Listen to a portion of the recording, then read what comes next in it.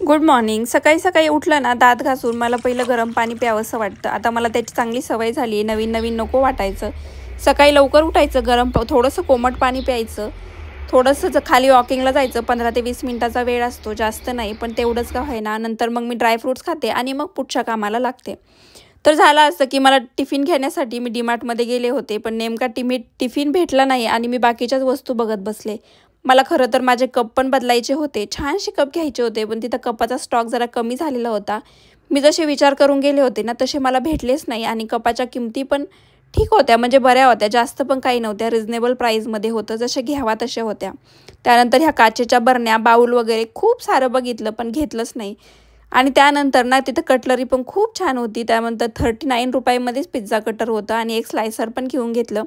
आता हे कढई आहे ना, कढई खूप छान आहे, पण काय कढईची किंमत ऐकून ना माझी हिंमतच कमी होऊन जाते. पण एक दिवस ना मी हिंमत करून नक्कीच ती कढई घेणार.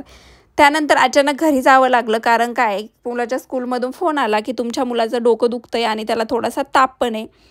त्यामुळं मी एवढी काही शॉपिंग केलीच नाही, पटापट आवरलं, बिलिंग केलं आणि घरी गेले. मुलाला स्कूलमधून घरी घेऊन आले आणि घरी गेल्यावरती त्याचा डोकं दुखायचं एकदमच कमी झालं. मी पिझ्झा बेस घेऊन आले होते डीमार्टमधून. आता म्हटलं मला पिझ्झा खायचा आहे.